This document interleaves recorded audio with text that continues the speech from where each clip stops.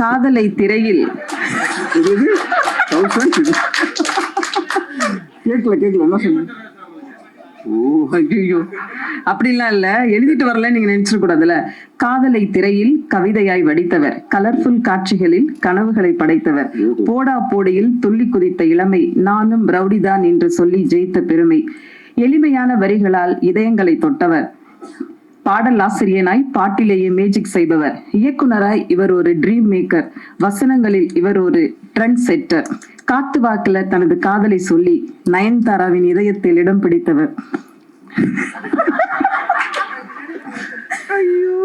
முகத்தில் தெரியும் சில்மிஷ அரட்டை, இவருக்கு உலக உயிர் குழந்தைகள் இரட்டை, தானா சேர மாட்டார், சேர்ந்தால் விடமாட்டார், தமிழ் சினிமாவில் பலரும் பொறாமை கொள்ளும் சின்ன சிரிப்பில் மக்களை சிறைப்பிடித்தவர், காப்பீடு கம்பெனியின் காரணக்கர்த்தா, 2040 காதலை இன்சூரன்ஸ் பண்ண lovable man, director producer Vignesh Sivan அவர்களை பேச அழைக்கிறோம்.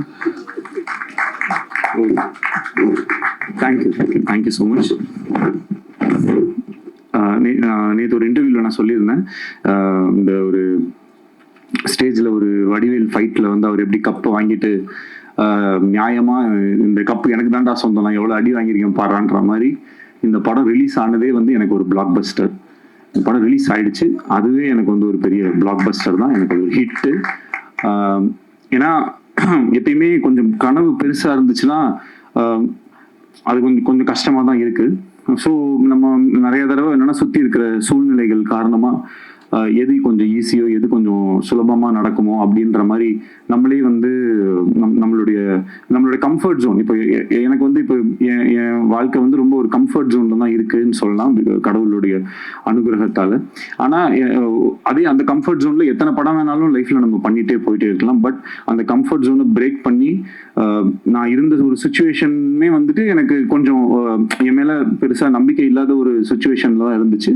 அந்த மாதிரி ஒரு சமயத்தில் ஒரு கம்ஃபர்ட் ஜோன்ல இருக்கிற ஒரு ப்ராஜெக்டை கை வைக்காம எனக்கு வந்து என்ன சேலஞ்ச் பண்ணிக்கக்கூடிய விஷயம். இந்த படத்துல வந்து ஒரு ஃப்ரேம் கூட என்னால் ஈஸியாக எடுக்க முடியாது. சும்மா கேமரா எடுத்துட்டு போனால் ஒரு இடத்துல வச்சோன்னா அது வந்து ஒர்க் அவுட் ஆகாது. அதில் ஏதாவது ஒரு மெனக்கடலாவது இருக்கும். அதில் அட்லீஸ்ட் ஒரு காஸ்டியூமாவது கரெக்டாக இருக்கணும், இல்லை பின்னாடி இருக்கிற விஷயங்கள் கரெக்டாக இருக்கணும், இல்லை அதில் இதுக்கப்புறம் வரப்போகிற இந்த சிஜி கரெக்டாக இருக்கணும், இல்லை அங்கே இருக்கிற ஒரு மேக்கப்ல ஏதாவது ஒரு விஷயம் கரெக்டாக இருக்கும், இல்லை பேச போகிற டைலாக்ல ஏதாவது ஒரு ஃபியூச்சரிஸ்டிக்கான ஒரு விஷயமா இருக்கும். இந்த மாதிரி ஏதாவது ஒரு வேலையாச்சும் எக்ஸ்ட்ரா பண்ணணும் அப்படின்ற மாதிரி அப்படி பண்ணால் மட்டும்தான் இந்த படம் கொஞ்சம் கன்வின்சிங்காக இருக்கும். இல்லைன்னா நம்ம சும்மா சொல்லலாம் 2040 நடக்கிற மாதிரி அப்படின்னு. அப்புறம் இப்போ இந்த ஃபிலிம் ரிலீஸ் ஆச்சு. ரிலீஸ் ஆகும்போது நிறைய நல்ல ரிவ்யூஸ், நிறைய பாசிட்டிவான ஃபீட்பேக்ஸ், நிறைய பாராட்டுகள் அதெல்லாம் இருக்கிற அதே சமயத்தில் சில பேருக்கு வந்து இந்த ஃபிலிம் வந்து கொஞ்சம் ஸ்லோவாக இருக்குது, கொஞ்சம் லேக்காக இருக்குது, இந்த மாதிரி சில விஷயங்களுமே வந்து நான் பார்க்க தான் செய்கிறேன்.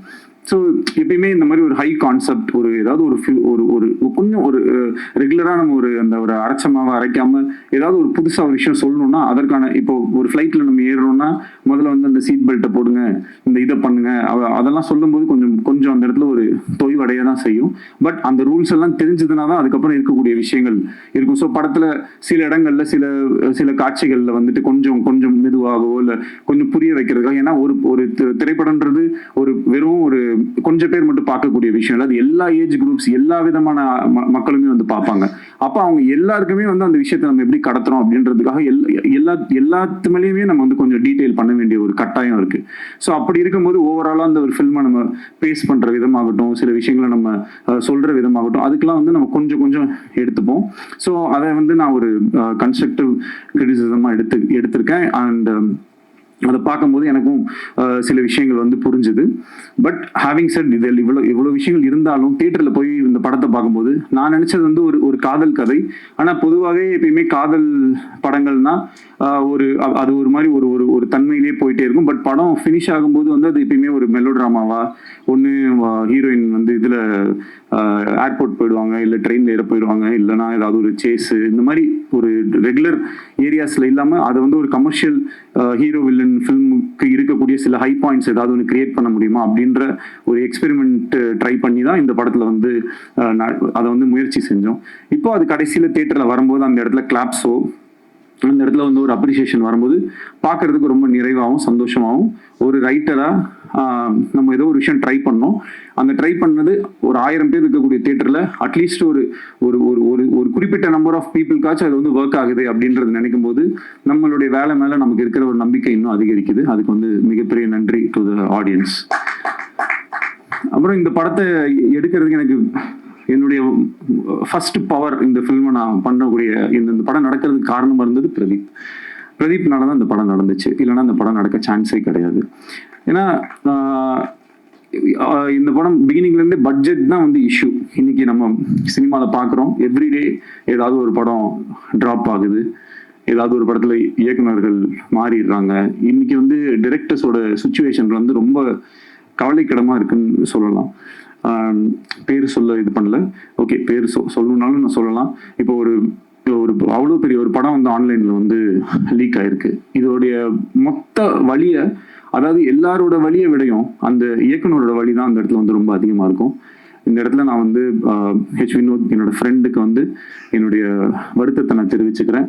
ஏன்னா இது வந்து ஒரு ஒரு ஒரு மரணம் அளவுக்கு ஒரு வலிக்கக்கூடிய ஒரு விஷயம். அது ஒரு டிரெக்டரால மட்டும்தான் அதை வந்து ஃபீல் பண்ண முடியும். ஏன்னா ஒரு நாளும் ஒரு ஷார்ட்டும் எடுக்கும்போது அந்த டிரெக்டர் வந்து அது எவ்வளோ கஷ்டப்பட்டு அதுல எவ்வளோ கனவுகளோட அது எடுப்பாங்க அப்படின்றது ஆஸ் அ டிரெக்டரா எனக்கு வந்து தெரியும். இங்க இருக்கக்கூடிய எல்லாருக்குமே அது வந்து தெரியும். பட் அங்கிருந்து அது நம்ம நினைச்ச மாதிரி ஒன்று வராம அது இந்த மாதிரி போகும்போது ரொம்பவே கஷ்டமாயிடுது அது. ஸோ அதே மாதிரி இப்போ என்னாலையும் வந்து என் படத்தை நான் நினைச்ச மாதிரி எடுக்க முடியாதோன்னு அந்த அந்த அந்த பெயின்லேயே போய் கடைசியில் என்னால் முடிஞ்ச வரைக்கும் நான் அந்த படத்தை நான் நினைச்ச மாதிரி வந்து எடுத்து அதை வந்து அப்புறமேட்டு ரிலீஸ் ஆகிறதுக்கும் பிரதீப் சார் சொன்ன மாதிரி அவ்வளோ டேட்ஸ் மாறி வந்ததுக்கு ஏகப்பட்ட காரணங்கள் இருந்துச்சு. எங்களால் நிறைய விஷுவல் எஃபெக்ட்ஸ் அவ்வளோ விஷயம் எதுவுமே கொஞ்சம் காம்ப்ரமைஸ் பண்ணி பண்றதுக்கும் மனசு வரல. கொஞ்சம் இது இப்படி பண்ணிக்கலாம் அப்படின்னா கண்டிப்பா மாத்திருக்க முடியும். பட் ஆனால் அது மாதிரி ஏன்னா இந்த படத்தை என்னால் ஒரு தடவை தான் எடுக்க முடியும். அந்த ஒரு தடவை அதை எனக்கு நான் நினைச்ச மாதிரி எடுத்துட்டா எனக்கு சந்தோஷம். அதுக்கு இவ்வளோ பேர் வந்து எனக்கு ஹெல்ப் பண்ணாங்க. ஷூட் வந்து ரொம்ப மாறி நடக்கும். பட் எப்போ வந்தாலுமே அவருடைய 100% எப்பயுமே கொடுக்குற ஒரு ஹீரோ எனக்கு கிடைச்சது வந்து எனக்கு ரொம்ப ரொம்ப ரொம்ப சந்தோஷம். டைம்ல வந்து அவர் ரொம்ப ஷார்ப்பு. அதில் இன்னைக்கும் என் மேலே கொஞ்சம் டென்ஷன் ஆயிட்டாரு. 12:30 to 2:30 லஞ்ச் பிரதர், 2:30க்கு ப்ரெஸ் மீட் சொன்னேன். அவர்கிட்ட என்ன பிரச்சனைனா நம்ம 12:30 சொன்னோம்னா 12:29 வந்துடுறாரு. வழக்கம் போல நான் ஒரு 1 hour அப்படியே வந்துட்டேன். அதுல வந்து sorry bro, please don't mistake me. இதே மாதிரி எங்களோட ஷூட்டிங்லயும் எவ்ரி டே வந்து அந்த சொன்ன டைமுக்கு வரதாகட்டும். ஆனா அதே மாதிரி ஒரு ஷார்ட்டோடைய 100% அவர் ஒரு டிரெக்டர் தான். என்கிட்ட சொல்லலாம், ப்ரோ இது ஓகே ப்ரோ, இது இங்க இருந்து வைட் க்ளோஸ் கட் பண்ணிக்கோங்க அப்படின்னு ஈஸியா சொல்லிட்டு போயிடலாம்.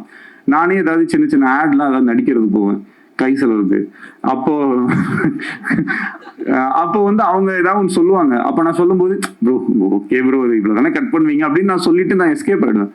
ஆனா இவர் வந்து நான் எத்தனை தடவை எதை கேட்டாலும் வந்து அது அவர் அந்த இடத்துல வந்து ஒரு ஹீரோ, நான் வந்து ஒரு நடிக்க வந்திருக்கேன், நான் என் வேலையை தான் பண்ணுவேன்ற மாதிரி பண்றது வந்து ரொம்ப ஆச்சரியமா இருந்தது எனக்கு.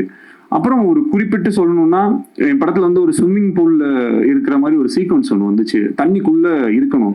இதுவே ஒரு ஆக்ஷன் ஃபிலிம்ல நான் அந்த சீக்வன்ஸ் எடுத்திருந்தா மேபி அது வேற மாதிரி இருக்கும். இது ஒரு லவ் ஸ்டோரின்னும் போதே எல்லாருமே பிளஸ் இந்த ஜாலியான படம் கலர்ஃபுல்லான படம்னா அது என்னமோ எடுக்கிறது ரொம்ப ஈஸியாகவும் அது என்னமோ ரொம்ப விளையாட்டுத்தனமா நம்ம எடுப்போன்ற மாதிரியுமே ஒரு பெர்செப்ஷன் இருக்கும். இதே ஒரு காட்டுல போய் ரொம்ப புழுதியில் அப்படி இப்படின்னு கஷ்டப்பட்டு இருக்கிற மாதிரி படம்னா அது ரொம்ப கஷ்டப்பட்டு எடுத்த மாதிரி படமாகவும், ஃபாரின்ல எல்லாம் போய் எடுத்தோம்னா அது ரொம்ப ஈஸியான படமாகவும் ஒரு பெர்செப்ஷன் இருக்கு.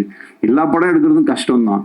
இப்ப இந்த மாதிரி ஒரு படத்துல இந்த மாதிரி ஒரு சீக்வன்ஸ், ஒரு ஆக்ஷன் சீக்வன்ஸ்க்கு நிகரா உயிருக்கே ஆபத்தார அளவுக்கான ஒரு சீக்வன்ஸா தான் அது வந்து எங்களுக்கு இருந்துச்சு. ஏன்னா கிட்டத்தட்ட அந்த கேமரா உள்ள எடுத்துட்டு போய் ஒரு நிமிஷம் டு 1.5 நிமிஷம் ஒரு மூச்சு வந்து தம் கட்டி வந்து நடிக்கணும். நைட்டு ஃபுல்லாமே அதை வந்து பண்ணிட்டு இருந்தாரு. அண்ட் நானும் ஸ்விம்மிங் பூல்ல தான் வந்து இருந்தேன். ஸோ ஒரு தடவை சரி ஓகே இது எவ்வளோ கஷ்டம் அப்படின்னு சொல்லிட்டு நம்ம ட்ரை பண்ணி பார்ப்போம்னு சொல்லி உள்ள போனேன். உயிருக்கு பயந்து நான் உடனே வெளியே வந்துட்டேன்.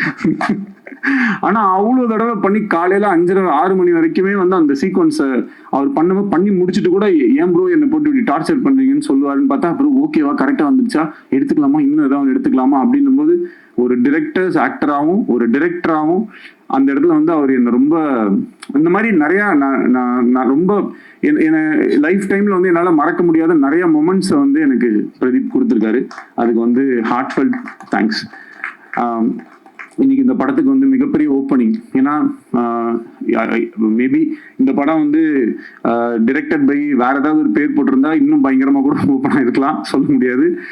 பிரதீப் ரங்கநாதன் அப்படின்ற ஒரு பேருக்காக ஆடியன்ஸ் அந்த ஓப்பனிங்கை வந்து என்னதான் டிலேஸ் அப்படி இப்படின்னு இருந்தாலும் அந்த அளவுக்கு வந்து இந்த படத்தை ஆதரவு கொடுத்துருக்காங்க. அதோடைய ஓப்பனிங்க்கு அவ்வளோ அந்த ஃபேன்ஸோ அவங்களுடைய விஷயங்கள் எல்லாமே வந்து ரொம்ப ரொம்ப பாசிட்டிவா எங்களுக்கு வந்து அமைஞ்சிருச்சு. இப்போ இந்த வீக் என்ன பொறுத்த வரைக்கும் இந்த படம் வந்து ஒரு லாங் ரன் போகும், அதற்கான எல்லா தகுதியும் பொட்டென்ஷியல் இந்த ஃபிலிம்ல இருக்கு அப்படின்றத நான் நம்புறேன். இன்னும் இந்த வீக்கெண்டுமே வந்து பயங்கரமா வந்து இந்த படம் எல்லாமே 10 வருஷம் முன்னாடி எடுத்த படத்தெல்லாம் எடுத்து ரீரிலீஸ் பண்ணிட்டு இருப்பாங்க. நான் இப்போ ஓடிட்டு இருக்கிற படத்தையே திருப்பி 17ஆம் தேதி ஃபர்ஸ்ட் டே மாதிரி ஒரு ஓப்பனிங் வாங்கணும் அப்படின்ற மாதிரி எனக்கு ஒரு ஆசை. இன்னும் கொஞ்சம் பயங்கரமா இது ஒர்க் அவுட் ஆகணும். ஏன்னா நிறைய கொஞ்சம் மிக்ஸ்டு ரிவ்யூஸ் இந்த மாதிரிலாம் இருக்கு. அது படத்தை போய் பார்க்கும்போது மேபி இன்னும் பெட்டரா இருக்கலாம். இந்த ஒரு ஆல்ரெடி சில மைண்ட் செட்டோட பார்க்கும்போது எவ்வளவு அழகான இப்போ என்னது இது ஸ்வீட்டா கேவலமா இருக்கு அப்படின்னு சொல்லி குலாப் ஜாமுனை கொடுத்தா மேபி சாப்பிடும்போது அப்படி தோன்றதுக்கும் வாய்ப்பு இருக்கு. அந்த மாதிரி சும்மாவே ஏதாவது ஒரு விஷயத்த சொல்லி சொல்லி சொல்லி சொல்லி அது பண்ணும்போது அது கரெக்டா போக மாட்டேங்குது. எந்த விதமான மைண்ட்ல எதுவும் இல்லாம இந்த படத்தை நீங்க போய் நேராக தியேட்டர்ல உட்காந்து பாத்தீங்கன்னா கண்டிப்பா வந்து ரசிப்பீங்க அப்படின்றதுக்கு வந்து நம்பலாம். என்னுடைய வேர்டை நீங்க வந்து நம்பலாம். அண்ட் ப்ரோ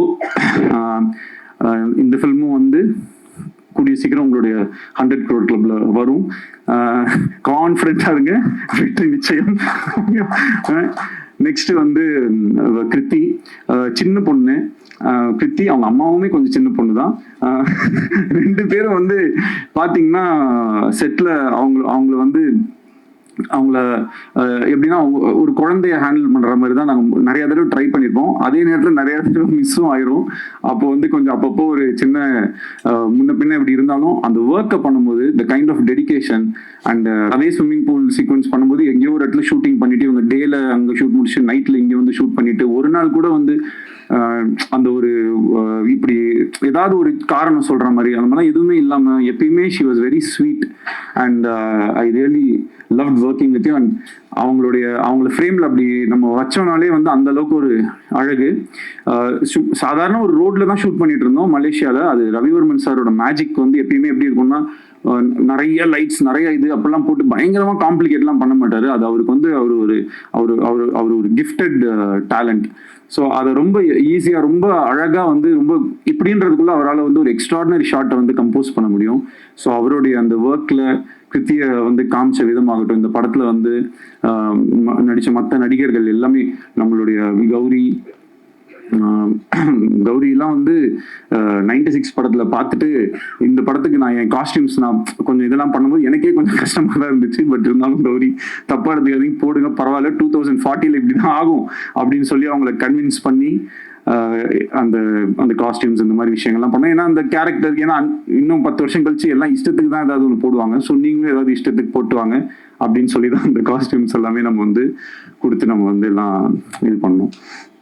ஸோ ஓவராலாக இந்த ஃபில்மை நிறைய பேர் வந்து ரொம்ப கஷ்டப்பட்டு எடுத்திருக்கோம். இந்த ஃபில்ம் நடக்கிறதுக்கு ரொம்ப மெயின் ரீசனாக இருந்த லலித் சார். அவர் மட்டும் இந்த படத்தை அன்னைக்கு டேட்டில் வந்து ஸ்டார்ட் பண்ணல அப்படின்னு சொன்னால் இன்னைக்கு வரைக்கும் நான் அது ஒரு லவ் இன்சூரன்ஸ் கம்பெனி ஒரு கதை வச்சிருக்கேன், இது பண்ணலான் இருக்கேன்னு சொல்லிட்டு இந்த 2 இயர்ஸையும் அப்படியே நான் தள்ளிட்டு போயிருக்கேன். எனக்கு வேற ஆப்ஷனே இருந்திருக்காது. அவர் மனசு வைக்கலைன்னா இந்த படம் நடந்திருக்காது. இன்னைக்கு இந்த படத்தை நல்லபடியாக ரிலீஸ் பண்ணி கொடுத்ததுக்கும் இந்த படத்தை ப்ரொடியூஸ் பண்ணி கொடுத்ததுக்கும் எங்க எல்லாருக்கும் பக்கபலமா இருந்து சப்போர்ட் பண்றதுக்கும் ரொம்ப ரொம்ப தேங்க்யூ லலித் சார். அண்ட் நடிச்ச மற்ற அப்புறம் மெயினா my other technicians Pradeep Raghav மாதிரி ஒரு எடிட்டர் எனக்கு கிடைச்சது வந்து மிகப்பெரிய ஒரு லக்கு. அண்ட் ஒரு நிறைய காம்ப்ளிகேஷன்ஸ் இருந்துச்சு இந்த ஃபிலிம்ல. எனக்கு சில டவுட்ஸ் இருந்தது, என்னோட கான்ஃபிடன்ஸ் லெவலும் ரொம்ப கம்மியா இருந்தது. அப்போ நான் வந்து எனக்கு ஏதாவது டவுட் இருந்துச்சுனாலோ இது ஒர்க் ஆகலையா, இந்த ஆர்டர் ஒர்க் ஆகுதா இல்லையா அப்படின்றத வந்து இன்னைக்கு பல்ஸ்ல இருக்கக்கூடிய பிரதீப் ராகவ் கிட்டயுமே நான் வந்து நிறைய தடவை வந்து கேட்பேன். ஸோ அப்போ அவங்க வந்து வருவாங்க, எடிட்ல வருவாங்க, உட்காருவாங்க, பார்ப்போம், அனலைஸ் பண்ணுவோம், ஒரு வெர்ஷன் கட் பண்ணி பார்ப்போம், இப்படி கட் பண்ணி பார்ப்போம். இந்த மாதிரி விஷயங்கள்லாம் ரொம்ப பண்றதுக்கு அண்ட் அவர் வந்து இந்த ஒரு படத்துக்கே வந்து ஒரு 10 படத்தோட வேலையை செஞ்சிருப்பாரு. அதுக்கு ரொம்ப ரொம்ப நன்றி பிரதீப் ராகவ். முத்துராஜ் சார், உங்களுடைய production design and then costumes, அப்புறம் சிஜி ஒர்க் பண்ண மேங்கோ போஸ்ட் வந்து இந்த படத்துடைய இது வந்து இந்த ஒரு படத்துல வந்து இந்த செந்தில் கிட்ட வந்து 30 ரூபா கவுண்ட் பண்ணி கொடுத்துட்டு, டேய் இந்த 30 ரூபாய் நீ வச்சுக்கோ அப்படின்னாரு. டெய்லி 1 ரூபாய் நான் எடுத்துப்பேன் அப்படின்னாரு. ஓகே அப்படின்னு சொன்னோம். அந்த மாதிரி இந்த மேங்கோ போஸ்ட்ல முதல்ல ஒரே ஒரு ரோபோ மட்டும் பண்ணணும் பிரதர் அப்படின்னு சொல்லிட்டு உள்ள போனோம். அப்புறம் அங்கிருந்து அப்படியே அந்த கையில ஒண்ணு வரும், அதுவும் பண்ணி அப்படியே இது பண்ணுங்கன்னு சொன்ன உடனே அப்படியே என்னெல்லாம் கேட்டோமோ எல்லாத்தையுமே நான் வந்து பேசின பட்ஜெட்ல எனக்கு வந்து ரொம்ப ஒரு ஒரு பாயிண்ட்டுக்கு மேல அவங்களுமே இந்த ஃபிலிம்குள்ள ஒரு லவ்ல வந்துட்டாங்க. So I am always grateful to you Ram. Thank you so much for helping me to achieve this film. SJ sir போயிட்டாரு. ஒரு okay. So SJ Suryah sir வந்து எந்த அளவுக்கு வந்து ஒரு சப்போர்ட்னா 2018 இந்த ஃபில்மை நான் அப்போ நான் பண்ண ட்ரை பண்ணிட்டு இருந்த போதுலேருந்து அவர் தான்றதுல நான் ரொம்ப ஃபிக்ஸ் ஆயிட்டேன். அவர் வந்து கொஞ்சம் he was a very he is always an very expensive artist தான். பட் ஆனாலும் எனக்கு வந்து அவரை தவிர இந்த ரோலில் வேற யாரையுமே என்னால் இமேஜின் பண்ண முடியலை. ஸோ எனக்கு அவர் தான் வேணும் அப்படின்றதுல வந்து நான் டிசைட் பண்ணிட்டேன். அதுக்கப்புறம் அவர் ரொம்ப அழகா, அவருக்கு பயங்கர பிஸி ஆனாலும் அதுக்கு நடுவில் அவர் சொன்ன மாதிரி நிறைய டேட்ஸ் எனக்கு கொடுத்து என்னை அகாமடேட் பண்ணி இந்த படத்தை வந்து அவர் வந்து எனக்கு ஹெல்ப் பண்ணி கொடுத்தாரு. அதுக்கு வந்து என்னைக்குமே நான் நன்றி கடன் பட்டிருக்கேன். சீமான் அண்ணன் ரொம்ப ரொம்ப ஒரு நல்ல மனிதர். அவரோட ஒர்க் பண்ண ஒரு நாளுமே வந்து ரொம்ப ஹாப்பி. ஒரு அரசியல்ல இருக்கக்கூடிய ஒரு மிகப்பெரிய ஒரு தலைவர், ஆனா ஒரு நாள் கூட அவருடைய அரசியலையோ இல்லை அவருடைய மைண்ட்ல இருக்கிற ஐடியாலஜிஸையோ அந்த மாதிரிலாம் எதுவுமே எங்ககிட்ட வந்து யாருக்கிட்டையுமே பேசாம எங்களுக்கு என்ன தெரியுமோ எங்களுக்கு என்ன பிடிக்குமோ அந்த மாதிரி எங்களோட ரொம்ப ஒரு ஃப்ரெண்ட்லியா ரொம்ப பழகினாரு. படத்துல நிறைய விஷயங்கள்ல வந்து எப்படின்னா ஒரு அப்பா பையன் அப்படின்னும் போது சில டைலாக்ஸ் பேசுவோம். அதுக்கு பையன் கேரக்டர்ல இருக்கனால ஒரு சின்னதா கிண்டல் பண்ற மாதிரியோ இல்லை ஏதோ ஒரு கவுண்டர்ஸ் இருக்கும். அதெல்லாம் வந்து ரொம்ப நான் கேட்டுக்கிட்டேன், இது ஓகேவா என்ன தம்பி படத்துல என்னவோ நான் அப்பா பையன் இப்படி தானே பேசுவாங்கன்னு சொல்லி அது ரொம்ப என்னை வந்து என்னோட வேலையை ரொம்ப ஈஸியா செய்யறதுக்கு வந்து அலோவ் பண்ண சீமான் அண்ணனுக்கு ரொம்ப நன்றி. அண்ட் மற்றபடி என்னோட ஏடிஸ் ஒர்க் பண்ண எல்லாருமே, Parvathy, Harish, Lenin, Binu, Prasanna and all camera சைடில் வந்து நிறைய சின்ன சின்ன ஒர்க்ஸ் எல்லாமே சில சீக்வன்சஸ் அப்போல்லாம் வந்து எனக்கு சத்யன் சூரியன் ஹெல்ப் பண்ணாரு, நீரவ் ஷா ஹெல்ப் பண்ணாங்க. இந்த மாதிரி நிறைய பேரோட ஹெல்ப்னால தான் இந்த ஃபிலிம் வந்து நடந்திருக்கு. அவங்க எல்லாரையுமே இந்த நேரத்தில் வந்து நான் நன்றி சொல்லிக்கிறேன். இந்த படத்துக்கு உங்களுடைய ஆதரவு ரொம்ப முக்கியமாக இருக்கு. இன்னொரு தடவை கூட போய் பாருங்க. அந்த படத்துல வந்து என்னுடைய மைண்ட்ல நான் வந்து இந்த மெட்ராஸ் அப்படின்னு நான் பிறந்து வளர்ந்து இந்த ஊரை எப்படிலாம் நான் கற்பனை பண்ணியிருப்பேனோ அதெல்லாம் எடுத்து பார்க்கறதுக்கு இந்த மாதிரி இந்த யூனிவர்ஸ் வந்து எனக்கு ஒரு வாய்ப்பை கொடுத்ததை நான் ரொம்ப சந்தோஷமா நினைக்கிறேன். அண்ட் என்னைக்குமே அந்த ஹாலிவுட்னு ஒரு சென்ட் தாமஸ் மவுண்ட்ல ஒரு போர்டு இருக்க மாதிரி ஒரு ஷார்ட் ஒன்று வச்சிருப்பேன். அது வந்து என்னுடைய ஆசை. எப்பயுமே நம்ம இண்டஸ்ட்ரி வந்து அந்த மாதிரி ஒரு இதுல இருக்கணும் அப்படின்றது என்னுடைய ஒரு பர்சனல் இது. அது எல்லாத்தையும் ஒரு டைரக்டருக்கு இருக்கக்கூடிய ஒரு பெரிய கிஃப்ட். அதுதான் அவங்க நினைக்கிறத அவங்க வந்து எடுத்து அட்லீஸ்ட் ஒரு ஸ்க்ரீன்லயாவது பார்த்துடலான்றது. ஸோ இது எல்லாத்தையுமே நான் அந்த ஸ்க்ரீனில் பார்க்கும்போது ஆடியன்ஸும் கிளாப் பண்ணும்போது மொத்தமாக சேர்த்து எவ்வளோதான் நம்ம கஷ்டப்பட்டிருந்தாலும் இன்னைக்கு இந்த படம் ரிலீஸ் ஆனதை மக்களோட பார்க்கும்போது எனக்கு கிடைக்கிற சந்தோஷத்துக்கு ஈடு இணை வேற எதுவுமே இல்லை. அதுக்கு மிகப்பெரிய நன்றியை சொல்லி உங்க எல்லாருக்கும் தேங்க்யூன்னு சொல்லி விடைபெறுகிறேன். நன்றி, வணக்கம். Thank you so much. PRO Yuvaraj team எங்க யுவராஜ் பிரதர் ரொம்ப தேங்க்ஸ். எது இல்லை நம்ம அண்ணன் தானே.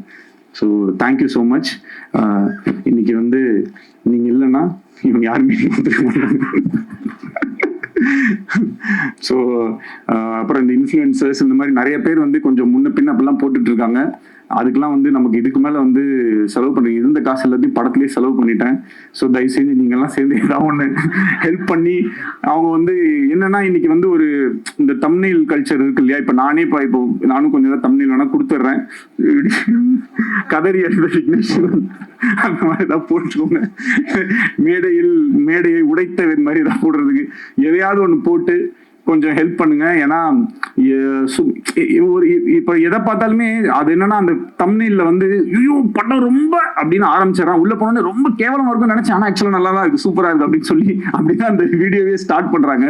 ஸோ அதனால இது எப்படி இது நம்ம ஹேண்டில் பண்றதே தெரியல. உள்ள போனதுக்கப்புறம் அதெல்லாம் நல்லா தான் இருக்கு, ஆனா இது இருக்கு, ஆனா எங்கேயோ ஒரு இடத்துல கொஞ்சம் ஸ்லோவா இருக்கு, கொஞ்சம் என்ன சொல்லணும்னு தெரியாம எதையாவது ஒன்று சொல்லி விட்டு போயிடறாங்க. அதை பார்த்து கொஞ்சம் பேர் இதாயிடுறாங்க. ஸோ அதுக்கு எப்படி டேக்கிள் பண்ணுன்றது நீங்க தான் ஏதாவது ஒன்று பார்த்து கொஞ்சம் பாவம் ஹெல்ப் பண்ணும். ஏன்னா நிறைய செட்டில்மெண்ட்லாம் பேலன்ஸ் இருக்கு. அந்த இந்த ராமசாமி என் பணம் கிடைச்சிரும்னு ஒரு பல பேர் வெளில இருக்காங்க. அது இந்த வாரம் நல்லா ஓடிடுச்சுன்னா இதுதான், அப்படி இல்லைன்னா ராமசாமி ஊ தான். அதனால தயவு செஞ்சு கொஞ்சம் நீங்களாம் உங்க வீட்டு பிள்ளையா நினைச்சு இது மாதிரிதான் இப்ப நிலைமை வந்து அந்த லெவலுக்கு இதுதான் இருக்கு. அந்த இப்ப என்ன கேட்டுட்டாங்க கட்சிக்காரன், ஒரு படம் தானே எடுக்க வந்த அந்த மாதிரி ஒரு படம் தானே எடுக்க வந்தேன், அதுக்கு ஏன்பா போட்டு இப்படி அடிக்கிறீங்கன்ற மாதிரி. சிம்பிளா பண்ணு, காம்பாக்டா பண்ணு, சிம்பிளா பண்ணு, காம்பாக்டா பண்ணா நல்லாவே இருக்க மாட்டேங்குது, அதுக்கும் அடிக்கிறாங்க. இன்னும் எப்ப பார்த்தாலும் இதே மாதிரி எடுத்துக்கிட்டே இருக்குங்க. புதுசா ஒண்ணு பயங்கரமா பண்ணா அதுல எது இல்லையோ, நான் கேசரி பண்ணா மட்டும் ஏன் காரமா இல்லைன்னு கேக்குது. கேசரி எப்படி காரமா இருக்கும்? நான் என்ன பண்ண சிக்கன் குழம்பு ஊத்துனா அதுல ஏன் இனிப்பாவே இல்லைன்னு கேட்டீங்கன்னா இதுக்கு என்ன பண்றதுன்னு நமக்கு வந்து தெரியல. இந்த படத்துக்குள்ள சில நல்ல விஷயங்கள் இருக்கு, அவ்வளவுதான். பிளஸ் பயங்கரமா படம் எடுக்கிறது என்னால பயங்கரமா எடுக்க முடியுமா நீங்க சொல்லுங்க. ஓரளவுக்கு தான் நம்மளால எடுக்க முடியும். அந்த ஓரளவுக்கு எடுத்ததை கொஞ்சம் ஜாலியா வந்து பார்த்துட்டு அழகா அதை ரசிச்சுட்டு, உங்களுக்கு பயங்கரமா கோவம் வந்துச்சா மனசுக்குள்ளேயே வச்சுக்கோங்க. இல்ல ஏதாவது என் போன் நம்பரோ இல்ல ஏதோ ஒண்ணு எங்கேயாவது ஒரு இடத்துல நிச்சயமா என்ன பாப்பீங்க, அப்ப சைட்ல வந்து என்ன சொல்லுங்க, ஏன்டா அப்படி பண்ணேன்னு. அதை விட்டுட்டு அதுக்கு ஒரு வீடியோ போட்டு மொக்க சொல்லி ஏன் அப்படி பண்ணி. ஸோ அதனால நிறைய மறுபடியும் சொல்லிக்கிறேன், செட்டில் பண்ணணும். ஸோ பார்த்துக்கோங்க. ஸோ கரெக்டாக பார்த்து தயவு செஞ்சு எல்லாருமே கொஞ்சம் ஹெல்ப் பண்ணி இந்த படம் ஏப்ரல் 17th வந்து திருப்பி நாங்கள் வந்து ஓப்பனிங்கை கிரியேட் பண்ணி இந்த படத்தை பயங்கர ஹிட் ஆக்கி, நான் செல்லக்குட்டி பிரதீப்க்கு அந்த 4th 100 crore சொல்லி போஸ்டரை ஒட்டியே ஆகணும் அப்படின்றதுல உறுதியா இருக்கும். தேங்க்யூ. இந்த வீடியோ உங்களுக்கு பிடிச்சிருந்தா லைக் பண்ணுங்க, ஷேர் பண்ணுங்க, கமெண்ட் பண்ணுங்க. மறக்காம OH சினிமா சேனலுக்கு சப்ஸ்கிரைப் பண்ணுங்க.